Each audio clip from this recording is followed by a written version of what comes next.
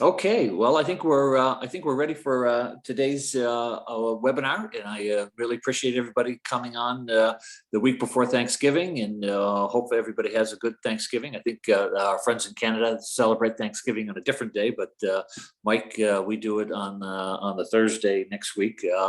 I'm Steve Slay, the president of DC Lera.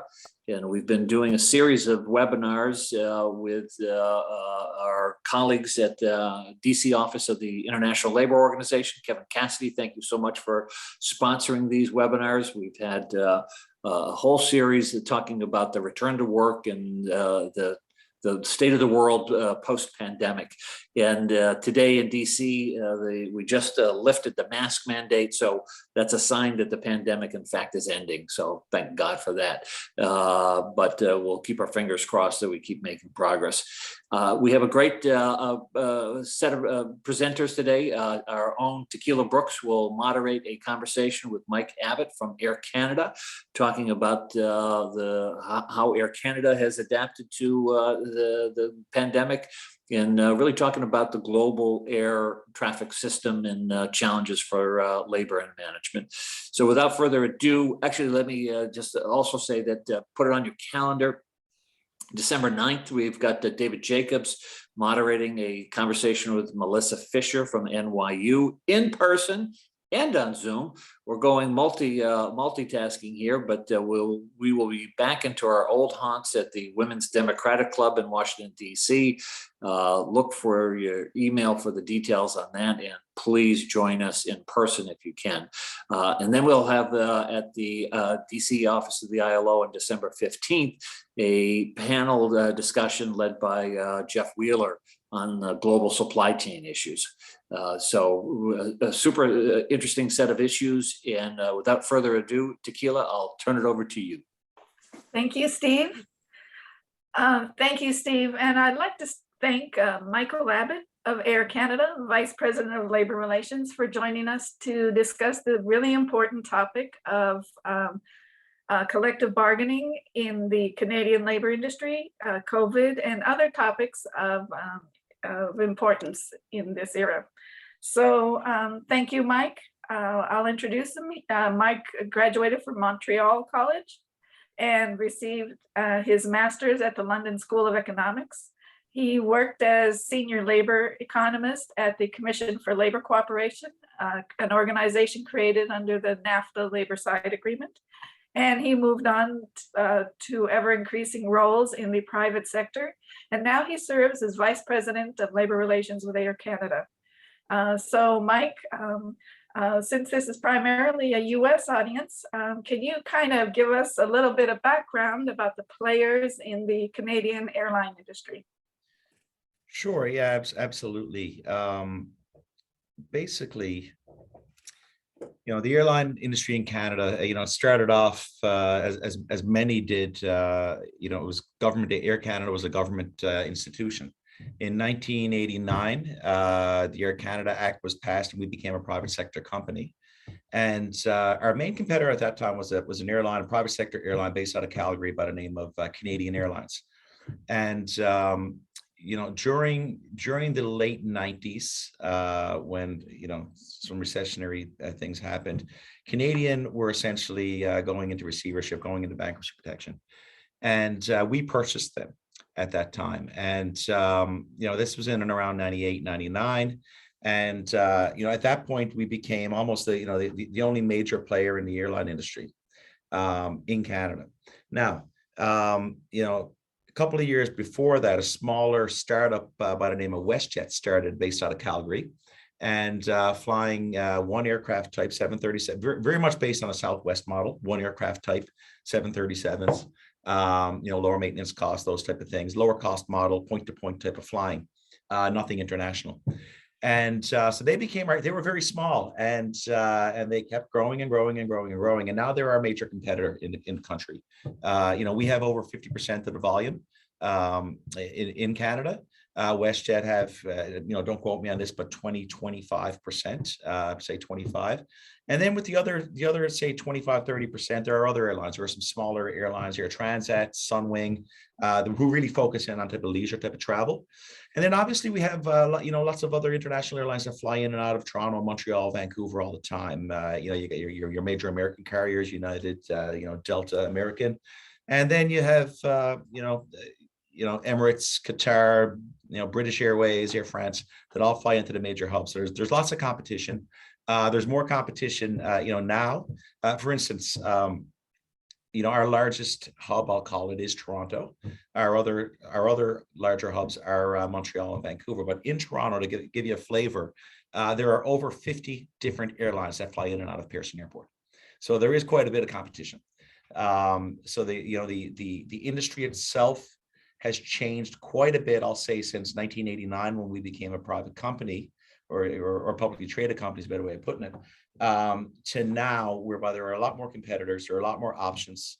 There are legacy carriers, there are Gulf carriers, and I use that as a little bit different, because the Gulf carriers kind of became more prominent in and around the 2000s, typically state-owned.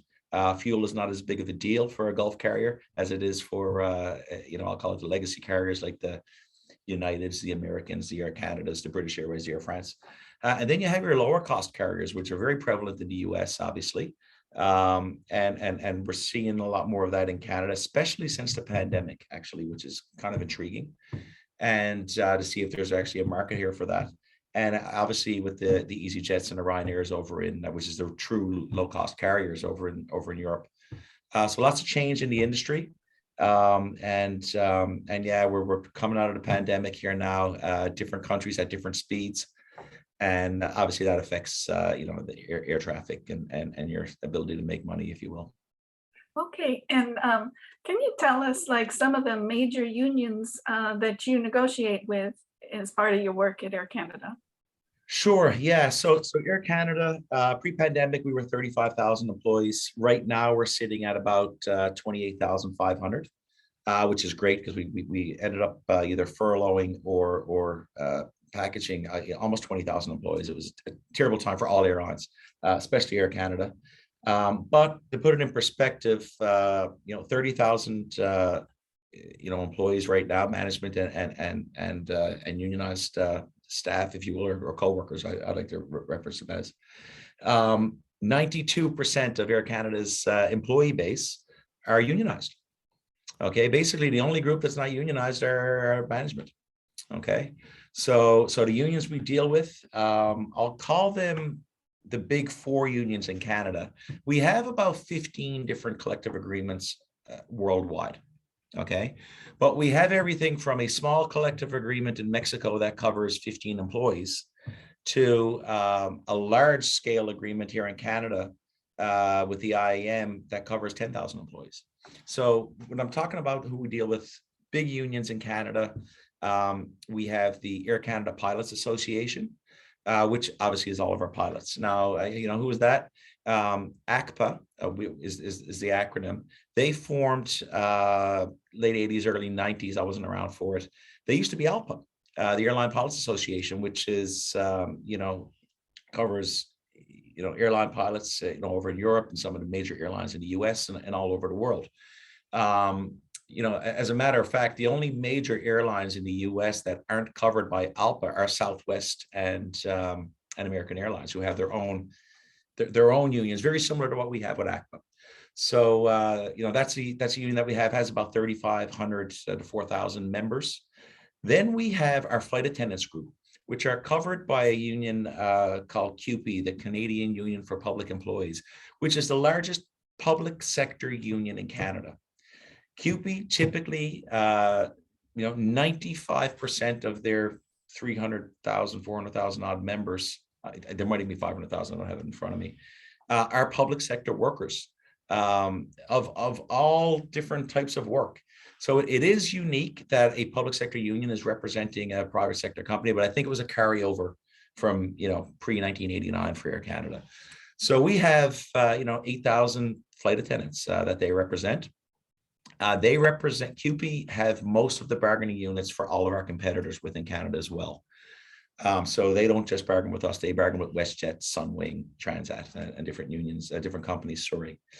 So that's the second large union. The third one, and our largest union from a membership perspective, is the IAM. So that's the International Association of Machinists. But what does it mean for us? It's basically all of our, I'll call it below the wing employees, which is anything from baggage handlers, tow crews, to maintenance. Okay, obviously very different skill sets. I mean, an airplane mechanic, 4 years of schooling, you have to, complete your certification every year. To a baggage handler who we do internal training for a couple of weeks, and they get their passes to go airside, and they're working. So that's one group that we have about 9,000 or 10,000 employees. But they're two very different, and they're underneath the same collective agreement. So it's always a challenge negotiating a collective agreement with the IAM, because they have their maintenance group. There's about 2,000, which highly paid. I don't want to say skilled workers. Intimating that the other group are not skilled, but very difficult to become an airplane mechanic. Very lots of different endorsements and things like that. Highly paid to low level, lower level of entry impediments, if you will, for baggage handlers below the wing, but they're all in the same group. So it's a difficult negotiation. Then our last group is Unifor, which is the largest private sector union in Canada. That used to be the former CAW, the Canadian Auto Workers, who split from the UAW in the early 80s. Unifor, the CAW joined with a group called the Communication, Energy, and Paper Workers here in Canada, I'm going to say about 6 or 7 years ago, and formed the largest private sector union in the country. And very powerful union. Jerry Diaz is their president. Very vocal. Lots of influence and swing with government and policy making in the country. And very good union leader. Have lots of good things to say about Jerry. But so they deal with us on the above the wing. So all of our agents, call center employees. There's about 4,000 Unifor represented employees. So those are our big four. Now, we also have, 1,000 employees down in the US, 800 are unionized underneath the Teamsters, International Brotherhood of Teamsters. So we just did a labor deal with the Teamsters 2 years ago, which was great. And then we have some smaller deals, one with Unite over in the UK, where we have about 600, 700 employees. Then we have some smaller groups, CALDA, which is our dispatchers. There's about 200 of them. Very specialized group. So overall, 15 collective agreements, but the big four, and I'll put the Teamsters in there as well, because that's a pretty large deal. So 5 major collective agreements that can really shut down our operation if we had a strike or a lockout. So quite important negotiations. And what are some of the major issues that have arisen in negotiations with these different unions in the last several years? Yeah, something, common issues to every company, pay, right? Pension, benefits, okay? Benefits probably not being as big of an issue in Canada as it is in the US. I know that was the pacing item for our negotiations with the Teamsters 2 years ago, because a lot of benefits are covered, obviously, by our Medicare program here in Canada. But, the big thing is always pay, no matter what group. Pension is a big deal. We have a lot of employees on a defined benefit pension plan, and if they're not on a DB plan, they're on a defined contribution plan. So we do have that's always negotiable, and just benefits in general. Increases to anything from dental to eye care or whatnot. Then you get into your more local issues. With pilots, and I don't think it's unique to Air Canada. Scheduling is a big deal. Fatigue rules, making sure your pilots are follow the various fatigue rules. These are all big things that affect scheduling, that affect productivity for a pilot, the pilot's ability to be able to work a minimum amount of days within a block month, if you will. Just blocking in general and the ability to bid, is very important. Reserve rules for for pilots that don't have a regular block but are waiting to kind of, I'll say, fill in holes, if you will, for ad hoc absences and whatnot. So those are the real issues with the pilots. Flight attendants, the same type of thing. Time off is always big with flight attendants across the board. Whether it's, family leaves and different things like that, it's important. But again, blocking and things like that, scheduling, are very important for flight attendants, just like pilots.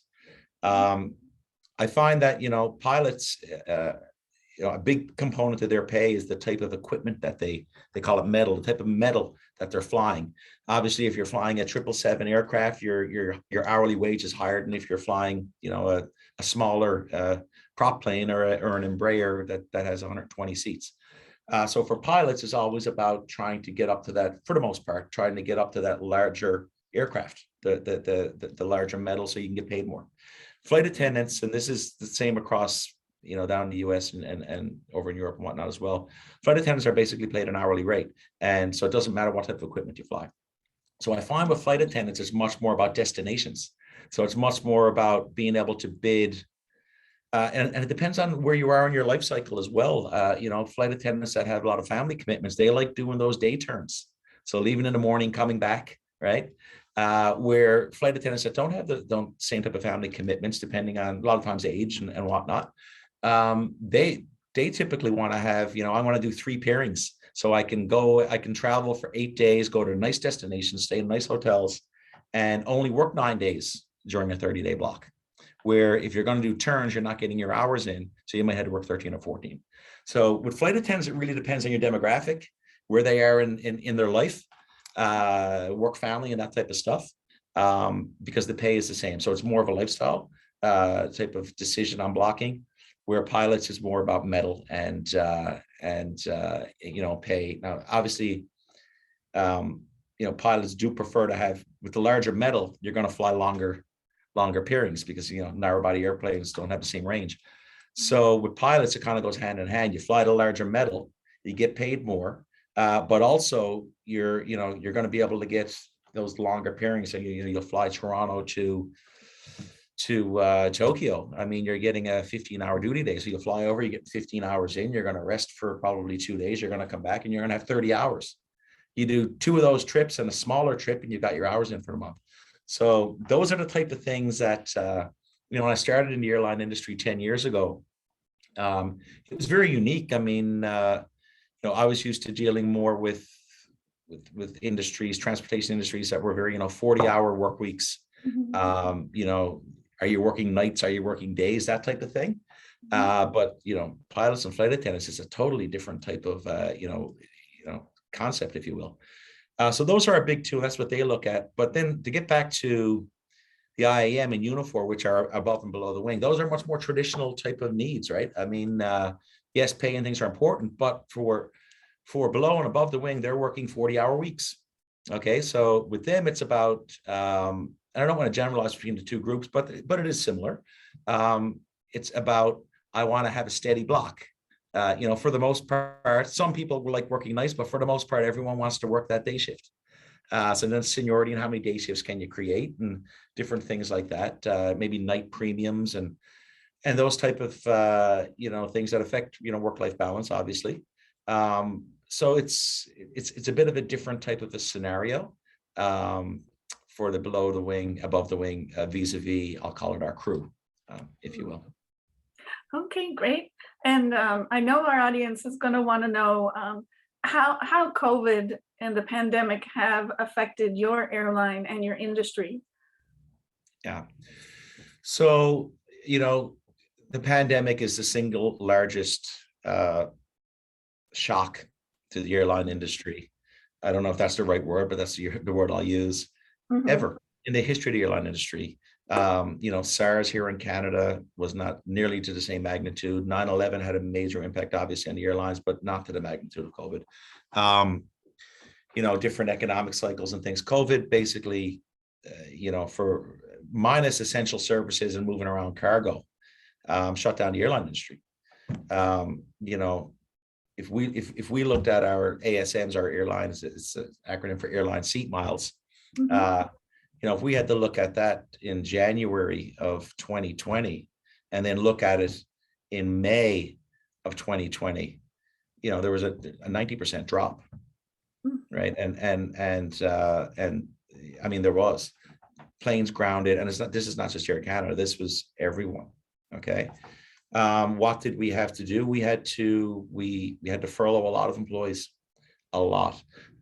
We furloughed, 18,000 unionized employees. We had about 4,000 managers. We provided severance packages to over 1,000 of them. And at least with the furloughed employees, they had recall rates. They came back. But when you severance package someone, they don't come back.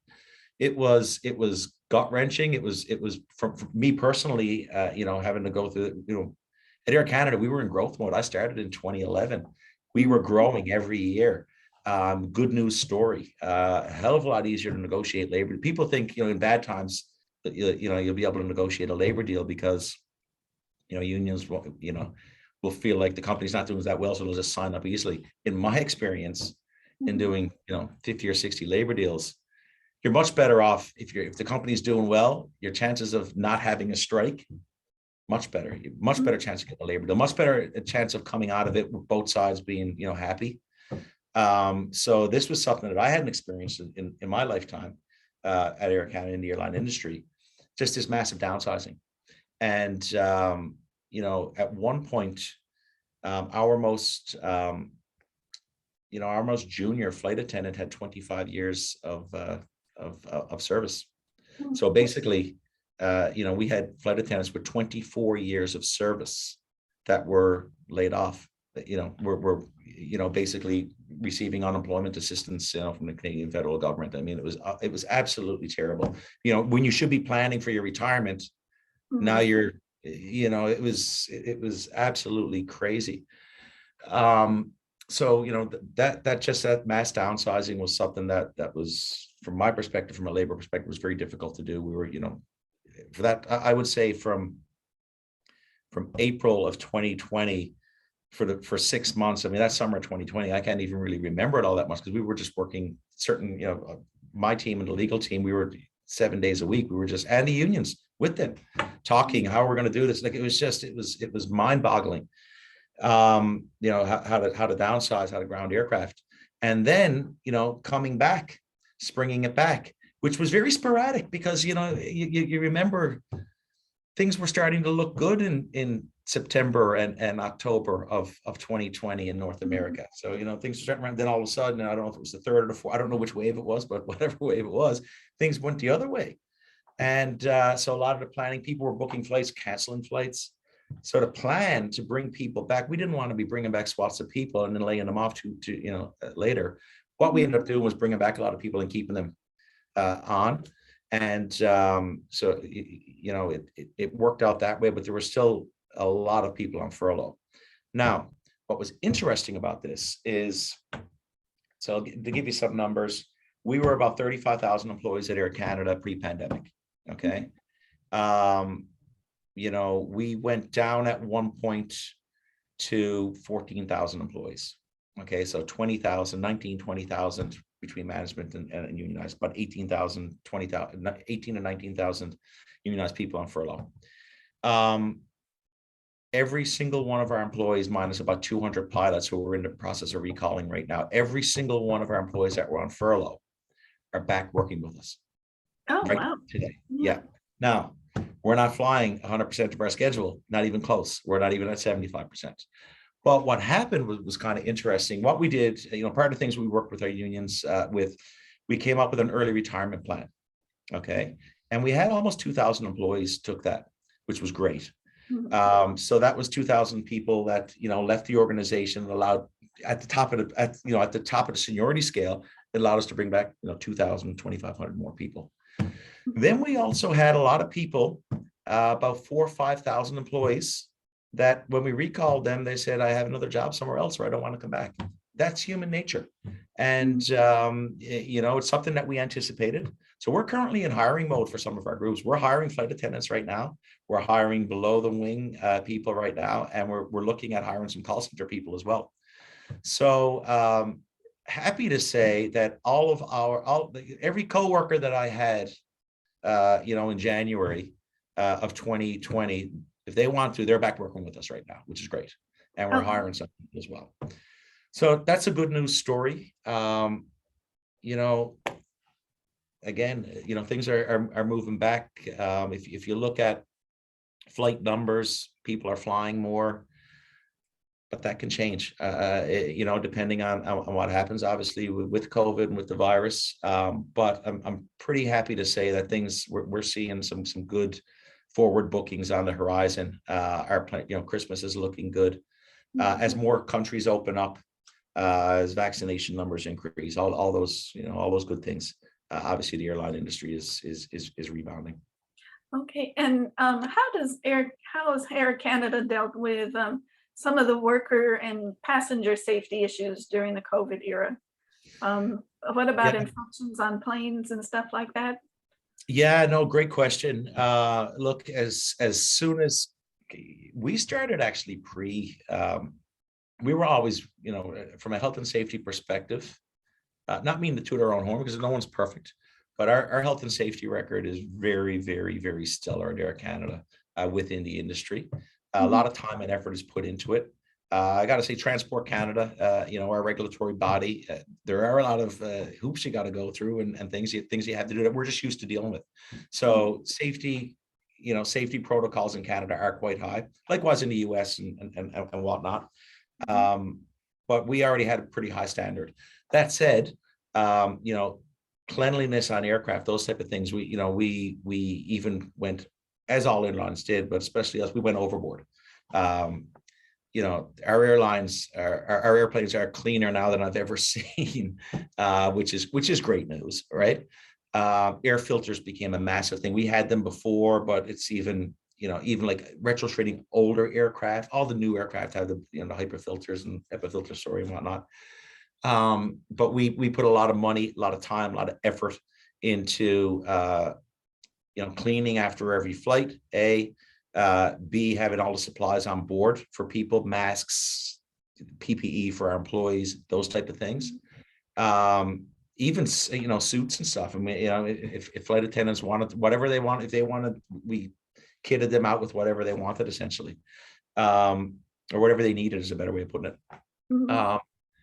We put a lot of money and time into that, a lot of effort into it, and those continue on. And those are things that I think for the industry will stay, which is great. From a personal safety perspective, obviously, we decreased our service hugely. For the first couple of months, if you were flying at all, if you were on some sort of essential services list, I mean, you weren't being served drinks and food. It was you were getting on an airplane. There might have been a bottle of water there for you, but that was the expectation, because it wasn't about service at that point. Legitimately, it was about getting essential services around, right? As things sprung back, we started introducing service. We're still not at full service, in certain markets. What I mean by that is, flight attendants coming around every 15 minutes. Would you like a drink? Would you like a food or a chocolate bar or whatnot? Hot towel service. Those type of things are kind of still on the back burner, but we're slowly getting back to our regular service. But those type of things, we had to, a lot of PPE, gloves, social distancing, those type of things. As crazy as it sounds, like talking to our flight attendants with our unions about dealing with, customers somewhat differently than before. Before it was all about the touches, right? How many times are you going to go out and talk to, the customers and make sure everything's okay, and those type of things. Became less about the touches and more about, okay, we got to make sure that the customers are happy, but we got to respect boundaries as well. So it's those type of changes, I'll call it service spec, that we really had to look at it from an in-flight perspective.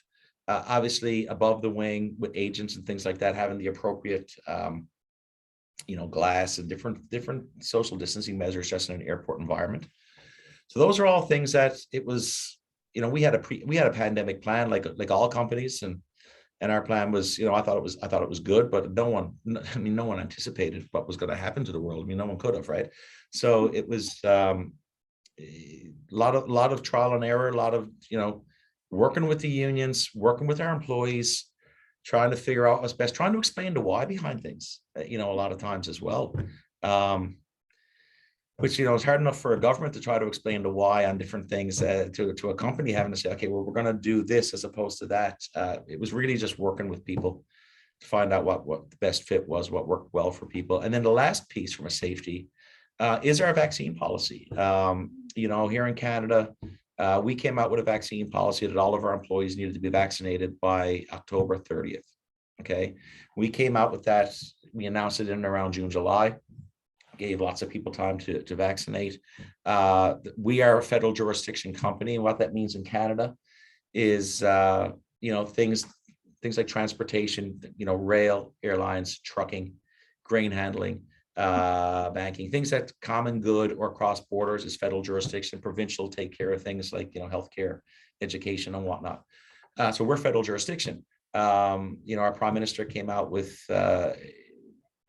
with a directive that all federal employees in the federal government of Canada need to be vaccinated. I think by November 15th was the date, so 2 days ago. And then federal jurisdiction companies needed to follow suit. So we got ahead of it, and really pleased to say that our vaccination numbers 97%, which is great. It was an edge, and when we first came out with it, it wasn't at that. So we had vaccine clinics actually in some of our facilities and everything. Like myself and my wife got vaccinated at an Air Canada facility. So we did that for our employees and their significant others and children and whatnot. So it's the vaccine thing. We have every single person that's currently working at Air Canada is vaccinated. And we did that for the safety of our customers, for sure. But the biggest piece is the safety of our co-workers. And what we did was, so people that are on that 3%, if you will, they were put on unpaid leave as of November 1 for a 6-month unpaid leave, and then we'll reevaluate it after that point. That's really interesting, and it contrasts with the situation in the United States. Did you engage in social dialogue with the trade unions as far as coming up with this successful vaccination program at Air Canada? Yes, yes and no. It's interesting, and I'll you're not going to get any union in the world that's going to say you can put an employee on unpaid leave. You're not. All right. We came out with a vaccination policy. I think it did help that the federal government came out with the same. None of our unions, I think because of the relationship we had, but also none of our unions came out and said we are anti-vax or we don't support people getting vaccinated. They all were, they get the vaccination piece. They are going to grieve, the employees the individual employees that are on furlough. Absolutely. And those grievances have come in. Those will be dealt with on a case-by-case basis. We did have some people that put up their hand for religious accommodation and medical accommodation. Some of those were actually granted, and those people, are being paid. They're not in the workplace. But yeah, look, we work with our unions, but that, like a vaccine policy, you're not going to get sign off from a union. I'm just talking in real terms to say, yeah, go ahead, put in a vaccine policy, and every employee that doesn't go by it is going to be on unpaid leave. First of all, they have a duty of fair representation, right? So they have to, the employees that are anti-vax, that don't get vaccinated, they have a right to put in a grievance, and we know that those will be filed. But we didn't have any mass pushback, if you will, from our unions, which is very different than the US. I know that. And there are some airlines in Canada that did have some pushback as well. Some unions saying, don't disclose your vaccine status and different things like that. We managed to get around it. So they're not, the unions are going to grieve the individual pieces, but the overarching principle of it, we didn't have any massive pushback, no. Okay, we're starting to get some questions from the other participants, but before we move on to those, I have 2 questions. One of them is, you talked about the fact that Canadian airlines are in the federal sector, and I know Canada has some quite different equal pay equity, and employment equity policies than the United States. I was wondering if you could touch on those briefly. And then after that, I would like to hear your comments as an experienced labor executive, what you think the long-term impacts of the COVID pandemic will be on your industry, and then on the industry and in general in Canada and around the world. Okay, yeah, no, absolutely. So pay equity. Pay equity is underneath the Canada Labor Code, okay? They introduced the Pay Equity Act, which came into effect August 31st of 2021, so this year, okay? It's been talked about a lot. The federal government of Canada actually went through a pay equity exercise. I don't have the exact dates, but early 2000s, okay? And this legislation was passed. So every federal jurisdiction employer, so Air Canada being one, we have to go through a pay equity review. Okay, now what does that mean?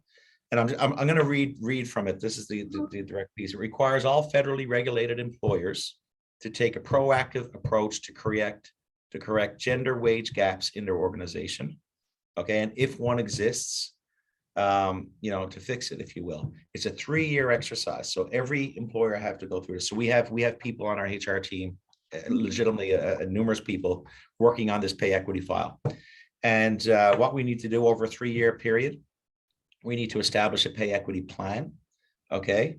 Identify the differences. We need to eliminate the differences in compensation. Okay, and then we need to, revise and update our policies and whatnot. So, and in the pay increases, this is directly from the legislation. Any pay increases for those who have been underpaid, they're slated to start September 3rd, 2024. Okay, so this is something that we go through, that we're currently engaged in, and basically it's looking at all of our job classifications, all of our work groups. I mean, obviously, there are work groups in every industry, in every company that are, more heavily men or more heavily women. It just, no one is 50-50. No, there's no work group. I've never seen a work group that's 50-50. You might see one that's 55-45 or whatnot. And it's looking at those discrepancies and really looking at tasks of jobs and are people underpaid for what they're doing. Okay. So we've been proactively looking at this for years. So we're following the legislation, and we're putting in our plans and whatnot. But this is something that from an Air Canada perspective, we're ahead of the game on this one. We're going through. We actually put out a pay equity notice last week just to show people that we're complying. But it's something our pay equity department has been ongoing for. I mean, I've been with the company 10 years. So it's always something that we're looking at, we're reviewing. We also have internally, we look at employment equity and diversity. We have a whole, we call it D&I, diversity and inclusion program, whereby we look at, areas that are underrepresented, say, whether it's a certain profession in our company or certain work groups or whatnot, underrepresented. We try to do recruiting and apprenticeship programs and things like that, trying to encourage more inclusion, diversity and whatnot. It's something that we've been doing for a long time at Air Canada, and our track record is good. I mean, we've won awards in Canada for our diversity and inclusion. But in Canada, every federal employer, and it's not just the Air Canadas of the world, 35,000 employees or whatnot, or 30,000 employees right now. But this affects every federal. So you could have a small trucking company, all right, 50 employees, and you need to go through this practice, which is great. But let's put it this way: it's not as cumbersome for an Air Canada who's been dealing with this for a while as it is for, I think, smaller operations that probably haven't turned their eye towards it. But yeah, it's something that's I think it's exciting for Canada. It's obviously the path forward. And it's part of our federal government legislation now, so that's good. Okay, and so to the last question before we open it up to the audience, your ideas about how the pandemic has affected your industry and the world of business and labor in general. Yeah, I'll take the role of business and labor. I'll take labor first, and then I'll go into the airline piece. Because I got asked this question. I was doing a lecture at McGill University a couple of weeks ago, and I got asked about this. How does labor relate? How do you just see labor changing? So we were constantly during COVID in contact with our unions, talking with them every single day. We negotiated, various, not necessarily labor deals, but various smaller term changes that we needed to do to operate our business, LOUs and MOUs and whatnot. We negotiated 2 labor contracts within that time, all done remotely. Okay, every one of them done remote. The first meeting face-to-face I had with the union actually in a year and a half, was last week. Socially distanced, all this type of stuff. But for a year and a half, we've been operating like this on Zoom and whatnot. And I got to tell you, this is just personal experience. I think that there's a value there. I think that the early stages of a collective agreement, the first 4 or 5 weeks of negotiation, the paper pushing, if you will, all the non-monetaries and everything like that, I think it's much more efficient doing it in this type of a format. I do. So I think that table time, just say it takes 100 days of face-to-face table time, pre-pandemic. I think you can do 60, 70 of those days, 60, 70% of those days remotely. And I think it's more efficient. I think I'll get it done more quickly. And I think the language will be tighter, and I think both sides will be served better. Obviously, the last strokes of a labor deal, it's a lot of it's sidebar. There's a lot of different things come into play on how to close any type of deal, or any type of agreement. Sorry, I think they'll be done face to face. So that's how I see negotiations changing. Now, what does that mean? We just talked about diversity, inclusion, work-life balance, those type of things, okay? Spending 100 days in a hotel room, not everyone can do that, right? And I think that labor relations, a certain type of person or a certain background or a certain work-life situation, over the years, certain people went into those type of roles because they could, all right? And I think a lot of people didn't go towards labor relations because they had work-life commitments and different things like that. I can't spend 100 days in a hotel away from my family or various things, right? So I think the industry of labor relations, becoming a labor negotiator, working on a labor negotiations team, I think because a lot of it can be done this way, it's going to be much more inclusive. I think I do. And I hope that's the case. So yeah, I definitely think that that's a big piece. I think for unions, it's going to help them out a lot, because they're going to be able to have different representatives that are not going to have to travel, that are going to be able to, dial into a Zoom call, and they're going to be up to date on what's happening. I think it's important. I really do. Also, I've seen over the past 10 or 15 years, a lot of unions have had trouble, a lot of companies, so it's both of our issues, getting labor deals ratified. And it's because of social media. So, before 20 years ago, a labor deal would be put together. The union would go out, they would do a ratification tour, they would physically go to offices, and the votes would happen there. I haven't seen that in 7 or 8 years. Now what happens is, the tentative agreement is put out. There might be a webinar, maybe, and the voting is done online. Well, what happens in that time frame between its release and ratification, say 4 or 5 weeks before you vote? Facebook groups pop up, all these different type of things. Everyone's a labor expert, obviously. So you have, so I really feel bad for the unions trying to manage the messaging, because they just can't. It's just everyone, jumps in. I actually think with a Zoom format, while the technology was there before, it wasn't used readily, right? I think now unions are going to be able to do in the ratification phase, lots of interactive meetings, lots of taking questions, so I hope it'll help in ratification. I do. And keeping, the membership more closer to the deal and what actually was negotiated. So those are things I see positive from a labor relations perspective.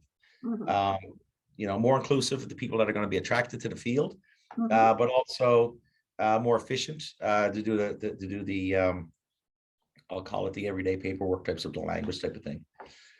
So that said, so that's labor relations, if you will.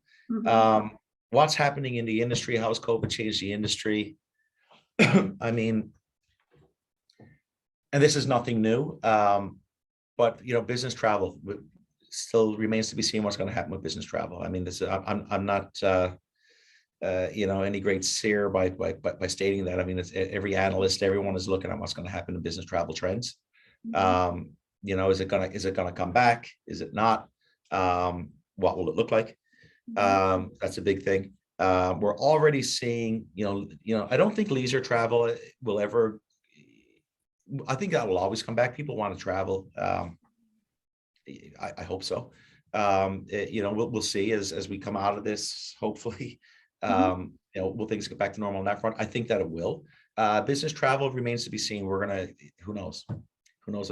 I'm a personal believer that business travel a lot of times is dictated by the economic cycles and how well the economy is doing, how well companies are doing. At least I know before I came to Air Canada, different companies I worked for, if the company was doing well, you could do a lot of business travel. If the company wasn't making their numbers, all of a sudden, August, September, it comes out, no more travel.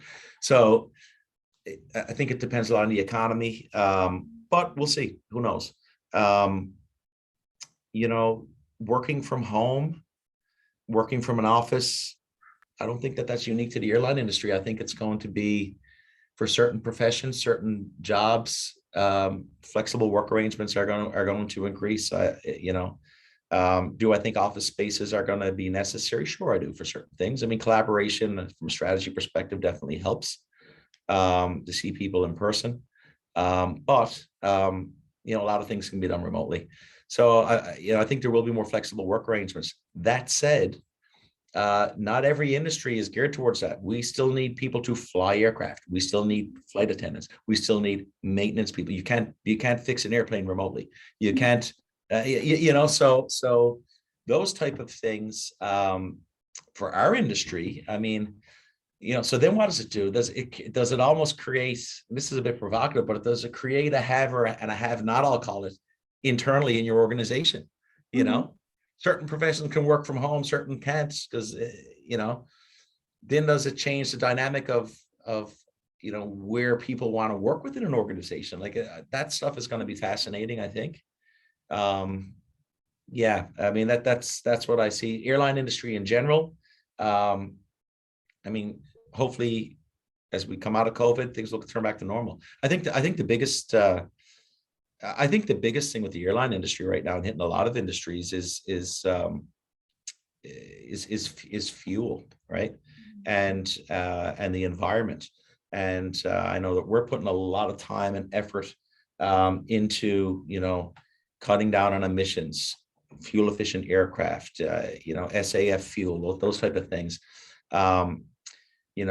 Hopefully the airplane industry or the manufacturers will continue to develop different types of fuel, so we're not reliant upon jet fuels, or we're not burning jet fuel, those type of things. I mean, that's something that all airlines would from an environment perspective would love. Also you're less, from a pure business perspective,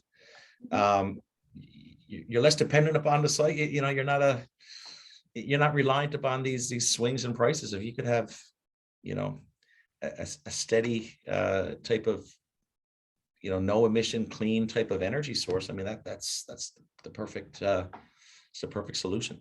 So that's the biggest thing that I see affecting as we come out of COVID. Climate change, what airlines are going to do about this, fuel burn, and the environment, zero carbon footprint, things that we need to get to, things that we are moving towards, and the speed of that. A lot of that is dependent upon. A big part of it is technology, and can we get airplanes that can do that, which hopefully they can. Thank you. So let me pull up our questions and open it up to everybody for some questions.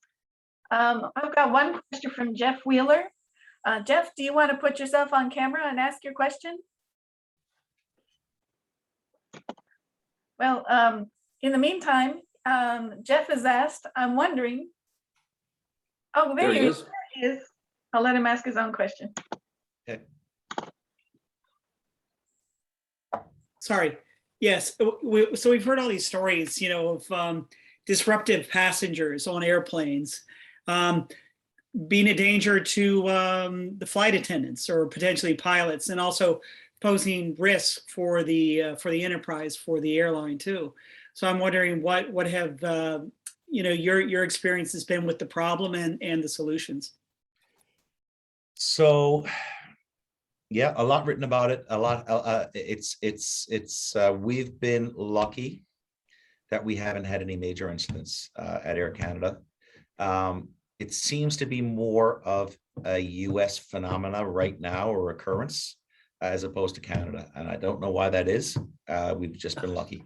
That said, Unruly Americans. Yeah. It's become a problem in the US. I've talked to some of my peers with US airlines. Obviously lots of discussion with more flight attendants, but definitely flight attendants providing them with training, if you will. I don't want to say training more so than a script of almost what you need to do in situations, working together, diffusing difficult situations, which is part of flight attendant training. But let's face it, there's a big difference between someone getting angry because they didn't get a drink on time, as opposed to what's happening right now, which is sometimes violence, which is unacceptable. And I feel bad for the flight attendants down in the US and the companies down there, the airlines that are working there, because it's become a problem. We haven't had any major incidents in Canada. We haven't been flying as much as the US, first of all, number one. I think that's probably a part of it, but we haven't had a lot of air rage incidents in the past. Anyhow, it's been pretty low. At Air Canada, we do have part of our training. With all of our flight attendants and pilots as well. But we've been lucky that we haven't had any major incidents. It's not to say that it's not to say that it won't happen. But yeah, I mean, sorry about my phone there. Yeah, that's basically it in a nutshell. We've been lucky. We talked to our unions about it. We talked to our flight attendants about it, but we haven't had any major incidents yet. So, And Tequila, I think we have time for one more question. Yes, I know Mindy Reiser, also of the DC Lera board. She has some questions for you, Mike. Sure. Okay, this was fascinating. Can you hear me? Yep. All right. First, I'm sure you've done polling, and I guess this is pre-COVID. Do Canadians have any preference for flying a Canada airline as opposed to an American airline or a British airline? That's one. Why can low-cost airlines be low cost? What are they cutting back on? And the third one you touched on, relationships with aircraft manufacturers. What input do companies like Air Canada and even bigger ones have on the design of aircraft, safety features, and so on? You can choose any or all of the questions. Okay. Yeah, I'll go with the low-cost carrier piece first. So what makes a low-cost carrier? It can be a couple of things. It can be your density within your aircraft. So the number of, you can buy old aircraft and put a lot of seats in them, okay, and have a high density in there, and automatically your aircraft, CASM, it's called in the industry, a cost per available seat mile, is lower than another aircraft, if you will, that you're probably paying off, or that has different types of seating.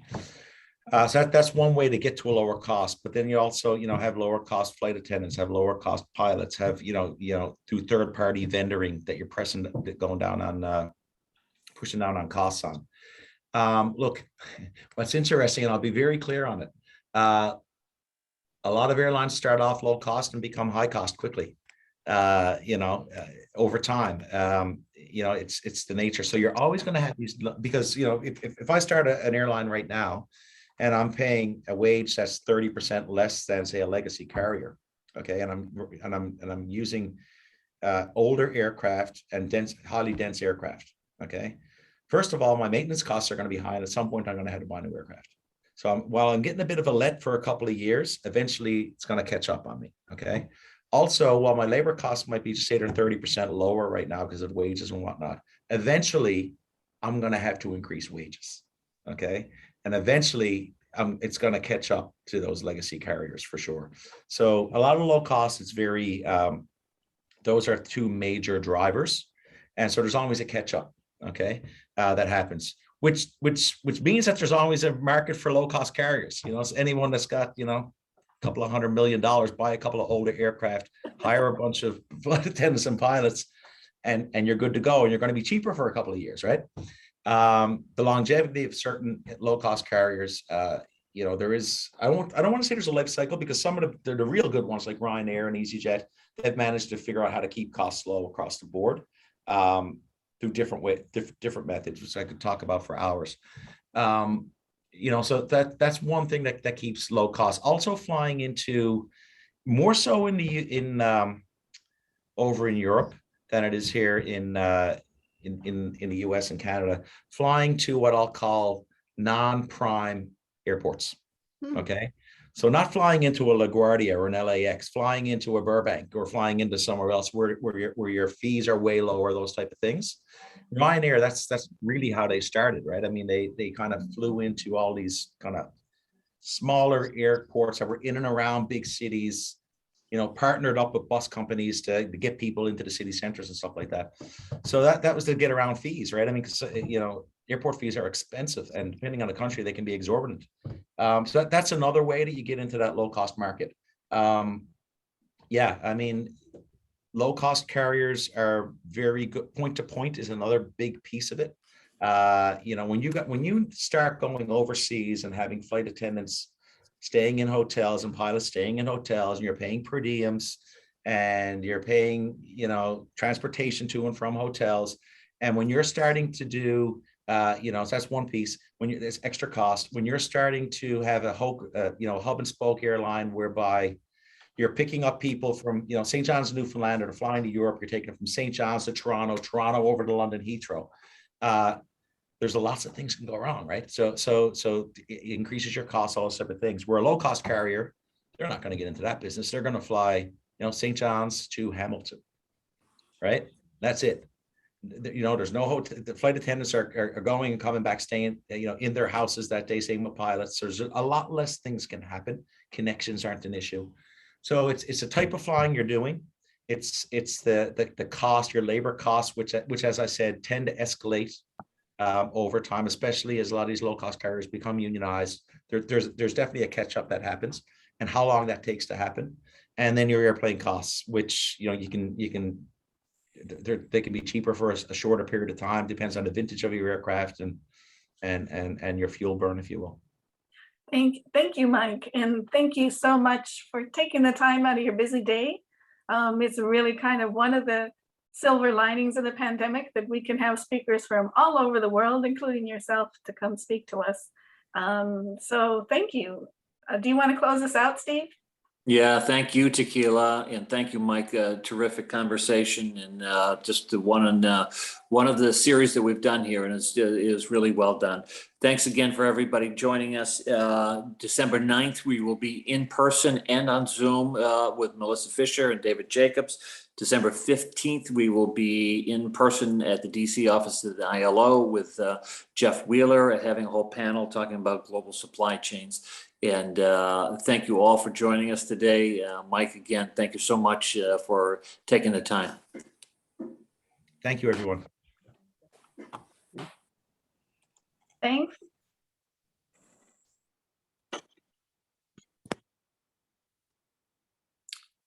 Bernadette, I think we can turn the recording off. Steve, I would love to. Okay. I have honestly lost all of my host skills. And I was really nervous that something was going to go on for the last 20 minutes. So I think we just need everyone to leave, and I'm going to completely shut down my computer. Great. Okay, Thanks, Tequila. Thank you so much. Yeah, thank you for solving all those issues. See you next time. Bye. Bye.